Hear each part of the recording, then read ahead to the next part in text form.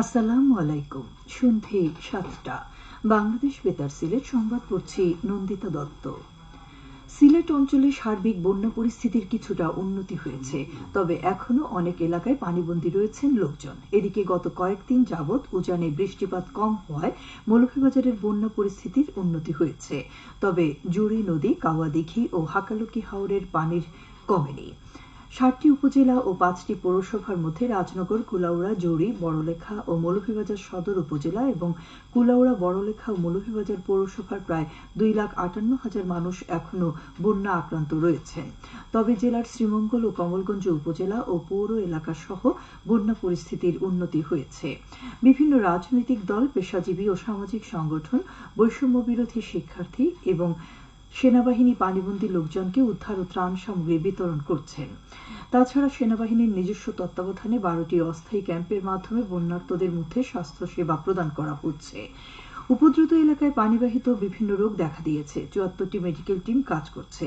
পানি উন্নয়ন বোর্ড জানায়, শেষ খবর পাওয়া পর্যন্ত জুড়ি উপজেলার ভবানীপুরে জুড়ি নদীর পানি বিপদসীমার ১৩৮ সেন্টিমিটার উপরে এবং হাকালুকি ও কাওয়াদিঘি হাওরের পানি বৃদ্ধি পেয়ে লোকালয়ে প্রবেশ করায় পরিস্থিতির এখনো উন্নতি হয়নি।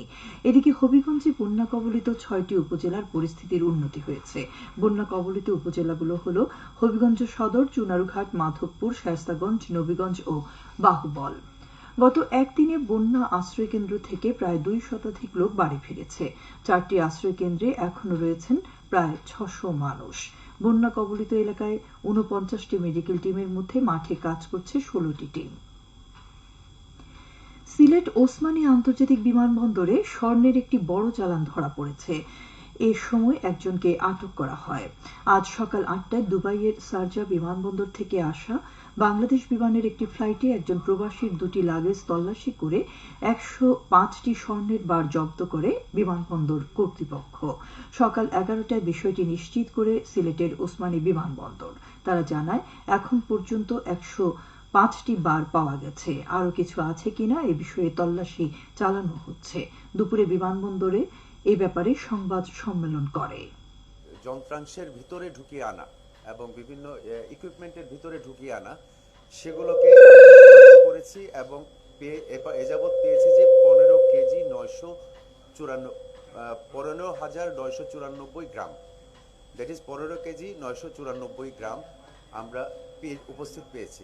আপনারা জানেন যে শুল্ক কর্তৃপক্ষ যথাযথ মামলা রেডি করবেন এবং সেখানে তারা চূড়ান্ত পরীক্ষা নিরীক্ষার মাধ্যমে মামলাটা চূড়ান্ত করে হস্তান্তর করবেন। এবং যিনি যাত্রী এসেছেন তিনি শারজাহ থেকে এসেছেন, তার নাম হচ্ছে আহমদ হুসেইন। সিলেটে বঙ্গবন্ধু শেখ মুজিব হাইটেক পার্কের নাম বদলে যাচ্ছে। বঙ্গবন্ধু বাদ দিয়ে এই হাইটেক পার্কের নাম হবে সিলেট হাইটেক পার্ক। এমন সিদ্ধান্ত নিয়েছে বাংলাদেশ হাইটেক পার্ক কর্তৃপক্ষ। ঢাকার আগারগাঁওয়ে আইসিটি টাওয়ারে আজ বাংলাদেশ হাইটেক পার্ক কর্তৃপক্ষের নির্বাহী কমিটির সভা অনুষ্ঠিত হয়।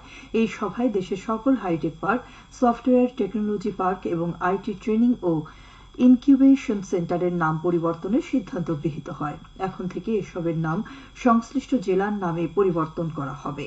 সিলেটের কোম্পানীগঞ্জ উপজেলার বর্ণী এলাকায় প্রায় ১৬৩ একর জায়গা জুড়ে গড়ে উঠেছে হাইটেক পার্ক।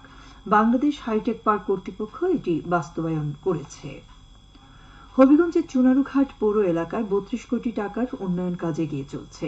কাজগুলো হল চুনারুঘাট দক্ষিণ বাজার থেকে দেউরগাছ পর্যন্ত ড্রেন নির্মাণ, দেউরগাছ সি&বি রাস্তা থেকে লক্ষ্মীপুর পর্যন্ত বাইপাস রাস্তা, উত্তরবাজার সি&বি থেকে আখুঞ্জি হুজুরের বাড়ি পর্যন্ত রাস্তা, উত্তরবাজার থেকে বড়াইল পর্যন্ত রাস্তা, আমকান্দি থেকে বাল্লা রোড পর্যন্ত রাস্তা সহ শহরের বিভিন্ন ড্রেন নির্মাণ কাজ চলছে। ইতিমধ্যে এসব প্রকল্পের ৬০% কাজ শেষ হয়েছে। বিদেশি প্রকল্পের অর্থায়নে চুনারুঘাট পৌরসভা এসব কাজ বাস্তবায়ন করছে বলে জানিয়েছেন পৌর কর্তৃপক্ষ। আইন শৃঙ্খলা কমিটির সভা ও সমন্বয় সভা অনুষ্ঠিত হয়েছে আজ মৌলভীবাজারের কমলগঞ্জে উপজেলায়। উপজেলা পরিষদ সভাকক্ষে অনুষ্ঠিত সভায় সরকারি কর্মকর্তা, বিভিন্ন ইউনিয়নের চেয়ারম্যান, পুলিশ, বিজিবি সদস্যবৃন্দ উপস্থিত ছিলেন। এ সময় উপজেলার সার্বিক আইন শৃঙ্খলা বিষয়ে আলোচনা হয়। সবশেষে আবহাওয়া।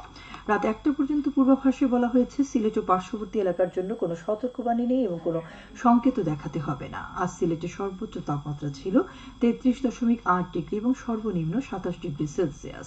বাতাসে আর্দ্রতা ছিল সকালে 75 এবং সন্ধ্যায় 72%। আগামীকাল সিলেটে সূর্যোদয় হবে ভোর 5টা 32 মিনিটে এবং অস্ত যাবে সন্ধ্যে 6টা 13 মিনিটে।